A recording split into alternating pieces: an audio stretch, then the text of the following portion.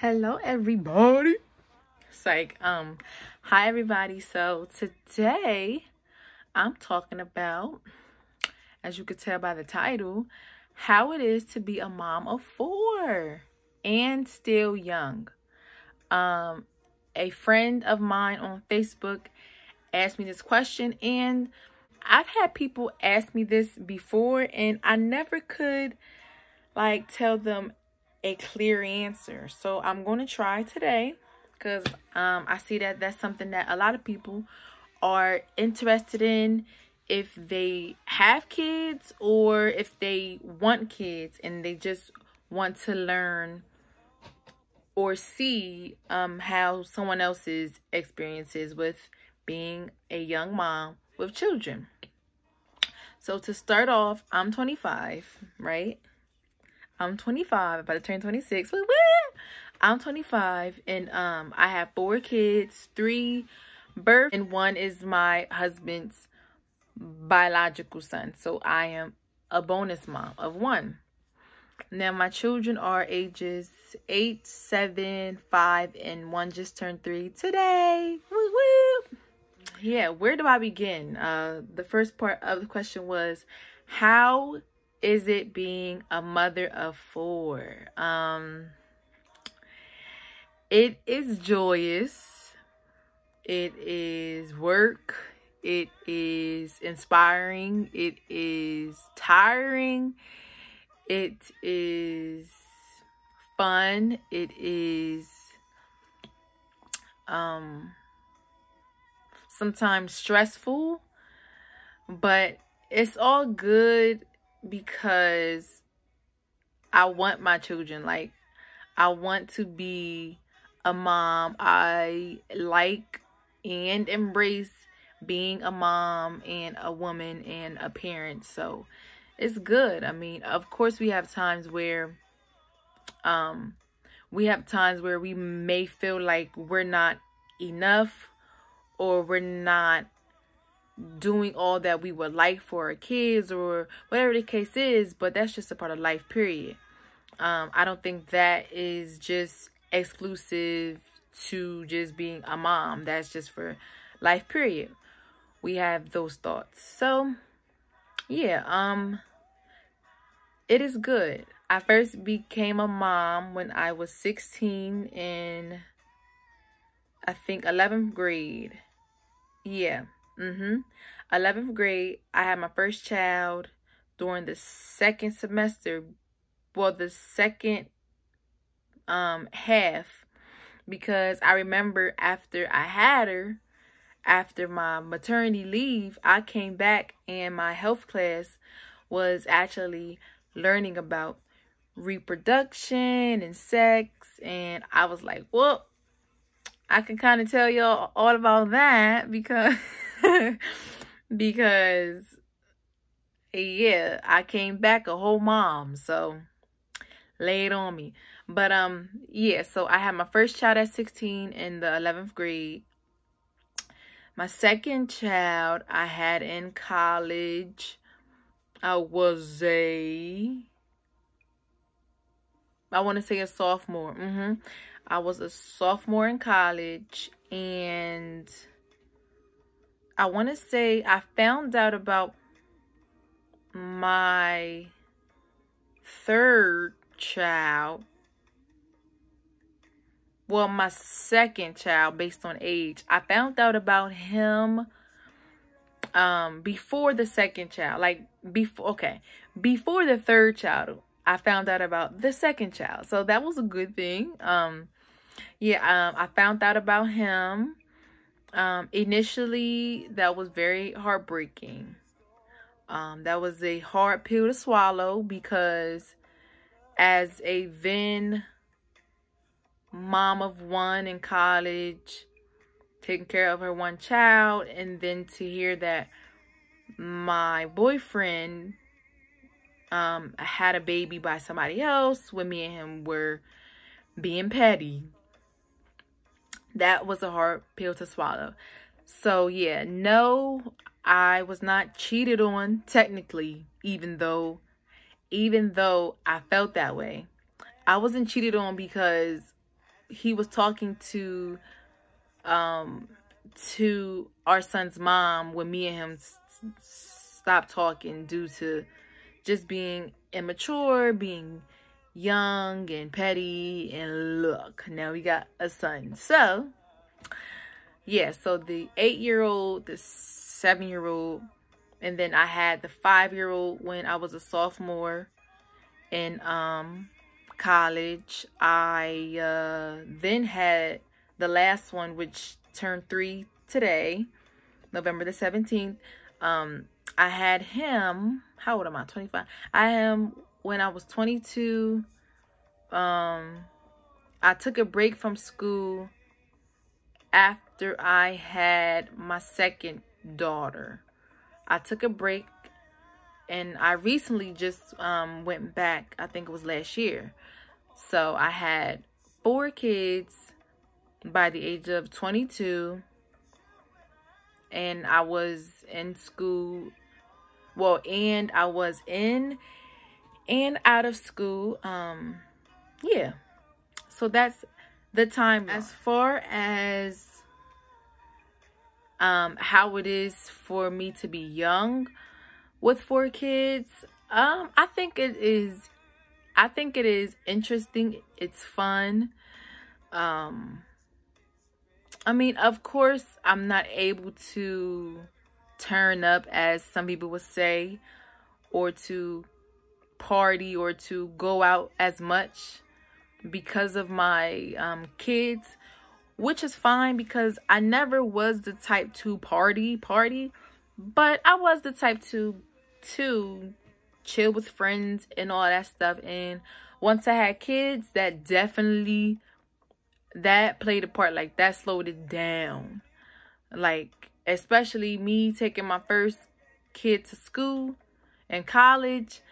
Like, I used to be up in Penn State main campus. Like, I could just see all these college kids go to school, well, come to class, and they get to leave class on a weekend.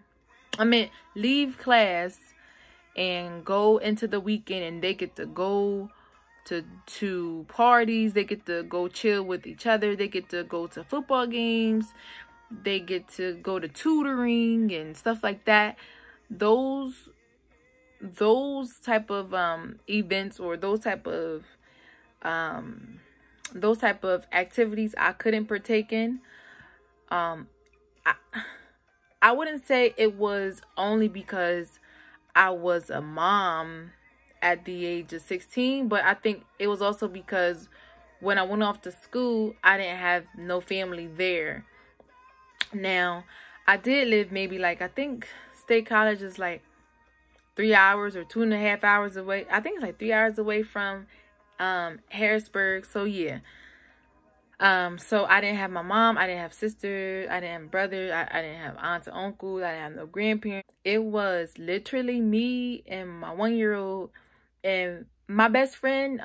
Me and her went to school together too, but she had her own things that she had to do. So I didn't really expect her to help take care of my child or all that. No, because I wanted her to experience her college experience just as well as anybody else. Now she watched Renaya, which is her name. She watched it from time to time, her and some more of our college friends, which I'm so grateful for. Thank you, girls. Thank you, ladies. I really appreciate you, because that was a time where it was basically only me and childcare during course hours that I had somebody to take care of. So I really appreciate y'all for that. But yeah, so back to the whole, once I entered into motherhood, I couldn't do a lot of things. And I already knew that before I had the baby, of course. Like, I mean, I had 10 months, and people, it's 10 months. It's not 9 months pregnancy, okay? It's 10 months. It's 40 weeks. But yeah, I had 10 months to prepare, to think about it, to actually understand that you won't just be able to think about you now, because there's somebody else who is depending 100% on you for their survival. But yeah, so that was that. But as far as my age concerned, like as far as being 25 with 4 kids, I see it as a blessing. I see it as a positive thing, because when my kids get, hold on, I'm 25. My oldest is 8, right? So she turns 18 in 10 years. When she's 18, y'all, I will be 35.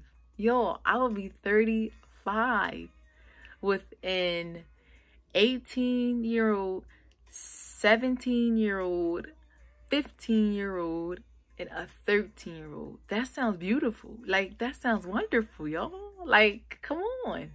Like, most people, they don't even get to 100% live when they get in their 40s and their 30s and their 50s and stuff, because they had kids when they was 28, 32, sometimes 40. And then after that, the rest of their life is just towards taking care of kids, when their body and their physical self is slowing down. So I'm happy that I pushed them kids and that I had them kids at 16 and up, because your girl was about to live when I turned 35. Psych. But yeah. So but yeah, as far as being young, it's a blessing. It's something that I like. It's something that now that I can actually look back and think about it, it's something that I'm proud of. But yeah, so as far as like the current situation, yes, and the fact that I don't live near family members, I'm not allowed, well, I can't say allowed, but I don't have the luxury of just going out every weekend or just even twice a month. I mean, I could pay somebody to watch the kids, which I thought about. I thought about going, I think it's, what's that app called? I forgot, but like there's some apps where you can find somebody to watch your child who is like certified, background checking stuff's clean, they know CPR, and basically you just call them in for an interview, have them be around your kids to see how they click, and then possibly hire that person to watch the kid for a certain amount of hours or whatever the case may be. I thought about that, but I never pulled the trigger on it. So yeah, so up until now, currently, I don't have a great life outside of being with my family, and because of the fact that I'm not around family who can just watch them all the time. So they're with me all the time, which is fine. Like I know some people might think like, oh my God, all the time, like I'll be going crazy. I don't go crazy. It's just the part that the part that is affected the most is me and my husband's intimate time. That's the part that is affected the most, because we're constantly with our kids. So it's like the times that we can make to spend time together, they are either at nighttime when the kids are asleep. Yeah. Or when the kids are downstairs playing something, then we go upstairs and just have some private time for a little bit until somebody come knock on the door asking for food, asking for this, asking for that. Yeah, so even though my friend on Facebook did not ask me specifically about that, being a mother of 4 and not living close to family, it definitely affects your alone time with your partner. Now, the second part of the question is how does being a mom of 4 affect your goals and ambitions? Okay, so back to when I had my first child. When I had my first child, my goal was to go to school to be a pediatrician, right? So I went into state college under pre-med, and that was my focus. And then after realizing that that's not what I wanted to do, I switched it to wanting to be a no. Yeah, it went from a pediatrician, I want to say, to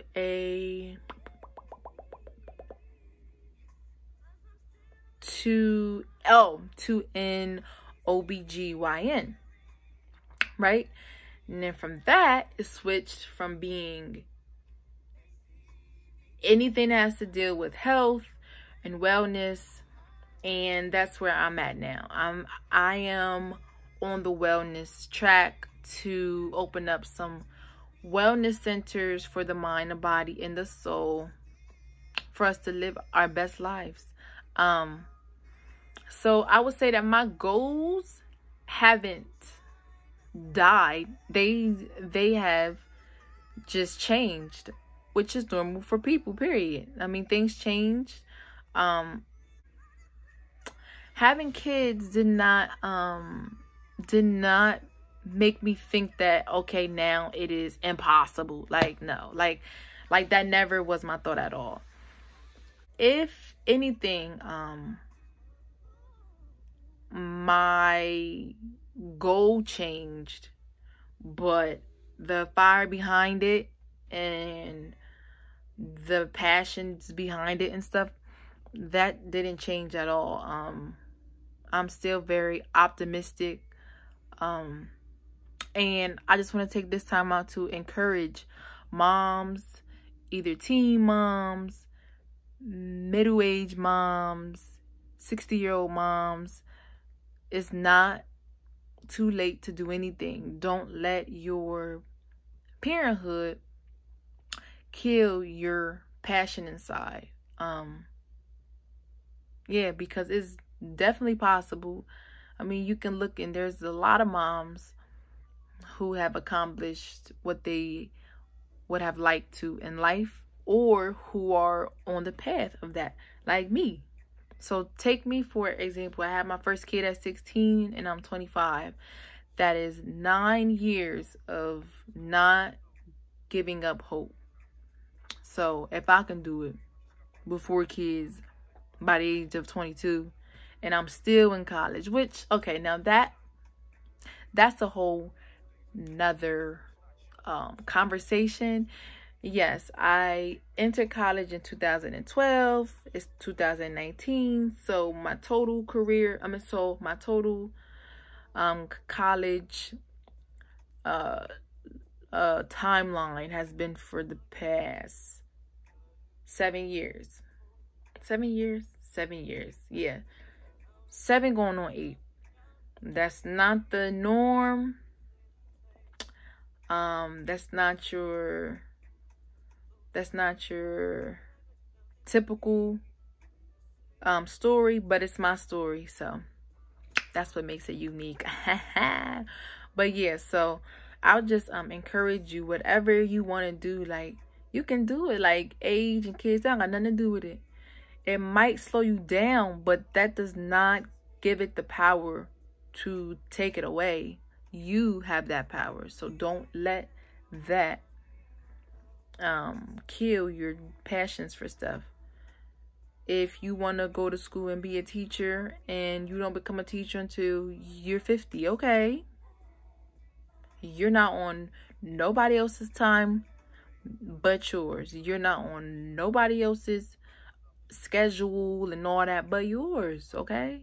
This is your life, and you can take as much time as you need and as much time as your family needs until you reach where you want to go. And that understanding has been a journey for me, because I used to be like, oh my gosh, like, I'm 22, I'm not out of college yet, A lot of people are. All or most of my friends who went to school with me are, so I'm just so behind and da da da da. But then I had to sit there and think, yo, D, relax. Like, you have kids, you have a husband, you moved from your hometown, you're this, you're that. You don't need to compare or to keep up with anybody else's timeline, because they're not you. They don't have the same priorities, the same situations, the same conditions as you, and that's completely fine. That's what makes us human. That's what makes us unique and special and great. So I had to learn that throughout the past several years. Like, D, relax. Like, girl, you're not even 50 yet. Like, relax. So yeah, I want to pass that on to y'all. But back to what the question was, how does being a mom of 4 impact my goals and my ambitions? It doesn't kill them. Like I said before, they may change, and that's fine, but they're still there. And basically, I just prioritize. Like, sometimes I take a semester off because of my family's situation at the time or whatever. Like, sometimes I pick up 2 classes. The one time, I think it was last year, I picked up 4 classes. Now, tell me that's not crazy. Y'all, sometimes I would say, too optimistic, if that's even possible for somebody to be too optimistic. Sometimes I'm too optimistic. I took on 4 classes with 4 kids and a husband during the time that we were purchasing our first house, switching schools. Like, it was a big transitional period. And after that semester, like, yo, I'm surprised that I made it through. I think I had maybe an A, 2 B's and a C, or maybe 2 A's, a B, and a C. But I was like, girl, you can't do that to yourself no more. Like, I was like stressed. Well, not stressed, but I found myself more irritated throughout that time, because I was like, yo, I gotta get this paperwork sent in. I mean, not paperwork.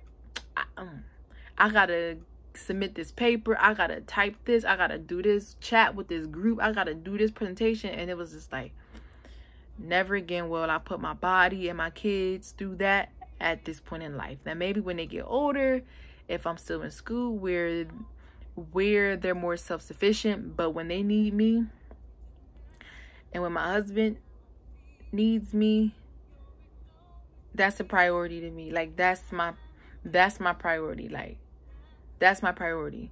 And that also plays a part into why some semesters I just took off, because I'm like, look, my family and my husband, they need me. Like, me and my husband is solid. We some solid young Black parents, okay? And just people, period. Yeah, he has strengths in the areas that I don't, and I have strengths in the areas that he don't. And one of my areas is keeping the family, like keeping the family like flowing. So when mommy ain't not put together, when mommy is out of it, and when mommy's come to a stop, it slows down or it interrupts the flow of the family. Okay? Yeah. Psych, but yeah, so so I think I've answered your question, Zoe. Thank you for asking it. Let me go back through it again. How is it being a mom of 4 and still being young? Yeah. So to conclude, it is work, it's tiring, it's fun, it's inspiring, and it's a journey. It is an everyday journey. I'm not perfect, and neither is my husband. I'm not perfect. We just want to give the kids that we did not have and more as we were growing up. We just want to teach them how to be like, just like, well, no, not teach them, because not teach them, because kids know how to be. We just want to allow them just to be who they are, be who they want. Just express what is inside of them that the world needs to feel, to hear, to know, to love, to see, to touch. So yeah. And then the other question was, how does it affect my goals and my ambitions? To conclude on that, it never stopped my passions. And y'all, I have many of different interests, and I'm always wanting to try something new, try this, try that, so that fire, that interest to learn and to experience new things, and to try this, and to just express myself in a plethora, aka in many ways, has not died, and I'm so grateful for that.